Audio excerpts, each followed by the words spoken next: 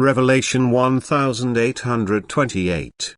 From the 24th of February 1941. Divine Order. Sin. To live in the divine order means to adapt oneself without resistance to the laws which God has given for all his works of creation.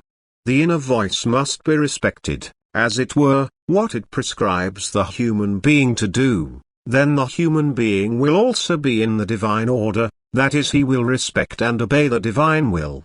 And then he will also walk the course of higher development. Every work of creation apart from the human being is in divine order because it is in bound will, that is, everything now has to do what is divine will and therefore agrees with the laws which God gave from eternity. Only the human being is able to overrule these laws, that is, to violate them, because his will is free, and this can also be used in a way which contradicts divine will, divine order. However, such contravention of divine order has a damaging effect on his soul by endangering the course of higher development. Indeed, it often even disables it.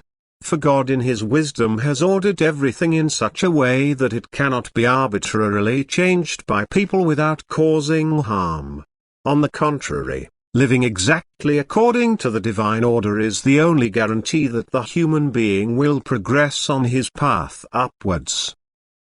If he allows himself to be guided by the voice of the heart, he will never violate the divine order, for this is the silent guide and admonisher on his path of life, which speaks up where the human being threatens to deviate from God's intended order. The human being must by no means believe that God will change his laws if they appear impracticable to him, but he must do everything in his power to overcome the obstacles he faces if he is willing to live within the divine order. He must ask for the necessary strength to do so. Since it is precisely in overcoming resistance that the ascent to the heights is guaranteed. Then he will remain in the divine order despite difficulties, thus he will live according to the divine will. To rebel openly against it is a violation of the divine order and therefore a sin. And man has the ability to judge very well what can be counted as sin, as long as he only applies the standard to what extent all his actions, his thoughts and his speeches are directed against divine order. What is wrong before God is sin. If the divine will is ignored and one's own will becomes active in a way that goes against the divine will, then the human being violates the divine order and sins. Living in the divine order therefore means reaching the heights, whereas a violation of this order inevitably means a step towards the depths, because sin removes the human being from God. That is, brings him back to that which he has already escaped through living in the divine order in bound will.